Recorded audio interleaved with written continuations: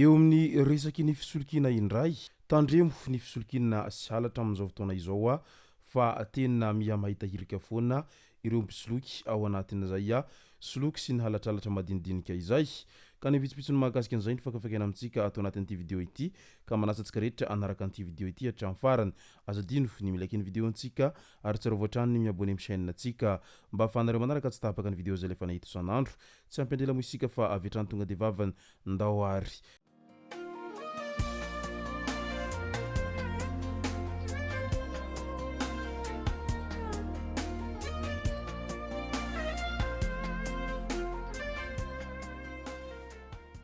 ny tonga tsy miaraba hono na mantesitra ka dia faly miaraba isika rehetra mpanaraka sy tapaka an'ity chaîne ity ny tenako amin'ity androandroany ity araka n'izay efa natsipoko zay dia ny mahakasika ny raha fisolokiana no tena iompanantsika atao anatin'ity video ity fa milohan'izay dia ndao aloha ho resantsika ireto tsara ho fantatra manaraka ireto Bazar de la Sadek misokatra tamin'iny andron'ny omaly hatramin'ny 20 aogositra 2024 ny Bazar de la Sadek eny amin'ny Enara Galerie Ambodifasina Tsarasotra tombony ho an'ireo mpanao asa tanana ny fanatanterahana ity hetsika ity ao anatin'izao fandraisana ny fivoriany Sadek izao satria entina hanehona amin'ireo vahiny indrindraindrindra fa ireo délégation avy amin'ny faritry ny Sadek tonga ao Madagasikara ao ny fahaiza manao ny malagasy eo amin'ny sehatry ny asa tanana trano heva maherin'ny 200 no hita ao amin'ny Enara Galerie ary miisa eo amin'ny 300 ireo mpandraharaha izay mandray anjara izay ahitana ireo mpanao asa tanana misehatra amin'ny karazana asa maro samihafa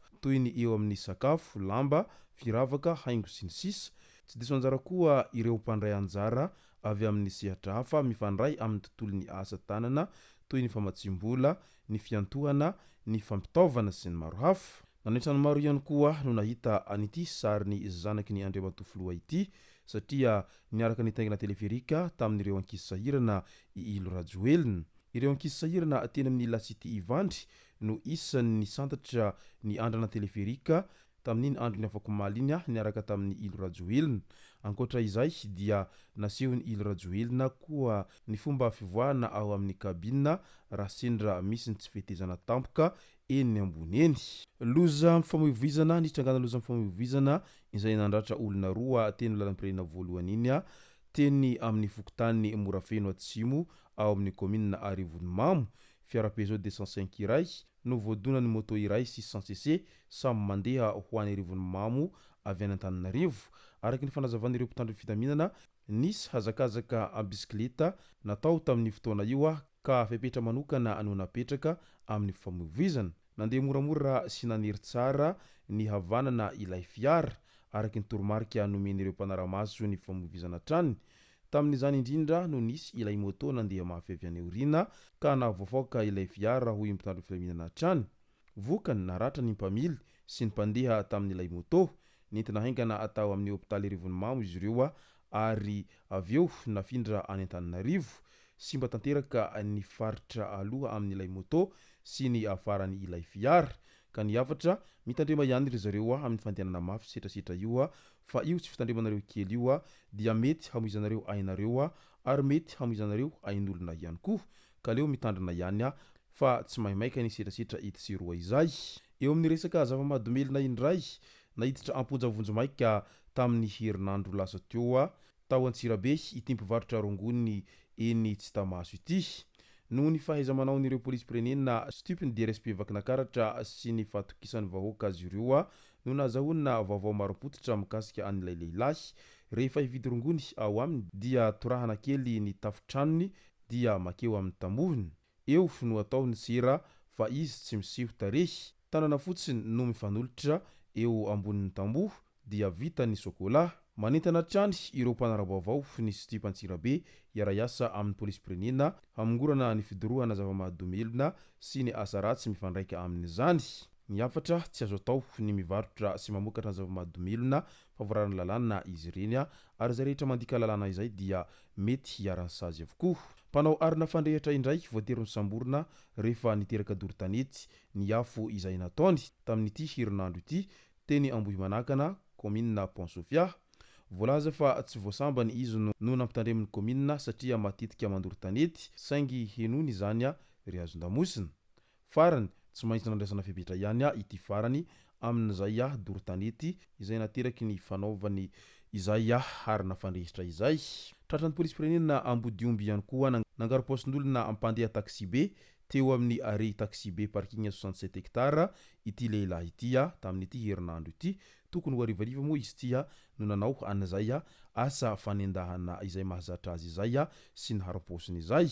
Karandoan'olona iraindray no hita teo antsisin-dalana teny Nanisana sektera faefatra tamin'ity herinandro ity ka nanokatra fanadihadiana avy hatrany ny polisy firenena taorian'izay fahitana karandoan'olona izay tsy fantam-piaviana na avy any atsimo na avy any avaratra izay fa izy teo amin'ny sisin-dalana ihany no hitany ireo polisy firenena sy ny mponina manodidina teny.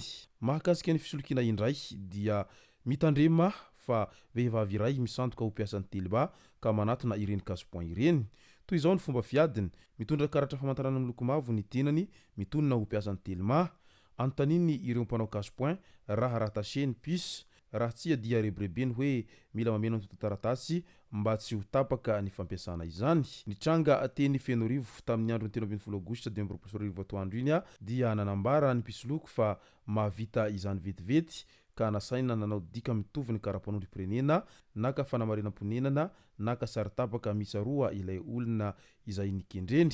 Nandritra izay fivezivezeny izay anefa dia tsy nahatsikaritra nenakany ity sady mpangalatra no mpisoloky ity ny poketra nisy vola 500 ariary sy ny finday misa 4 akory ity tompony casse-point ity. Tsy hita niaradia tamin'ny ntsony ilay vehivavy voagaga ny tenany. Toerana iray no lalaovany izy ireo teny Fenorivo teny moa no nahazona ny sary mba hitandremana ny hafa tsy ho fiangaviana fanampina fanomezam-baovao raha sendra mifanojo aminareo no hizara ny sary ary afaka antsona ihany koa ny brigady ny Fenorivo. Mitandrema araka izany fa ny raha tsy kely lalana ary resaka fisolokiana dia miseho amin'ny endriny rehetra amin'izao ankehitriny izao. Izay no matsaka azona roso tao anatin'ity video ity. Tomboko lasy tomboko vavy misaoratsika rehetra nanaraka an'ity video ity hatramin'ny farany. Azadino fo ny milaiky ny video antsika ary tsara voatrany ny miabone amin'ny chaîne antsika mba ahafahanareo manaraka tsy tapaka ny video zay lefa nahito isan'andro.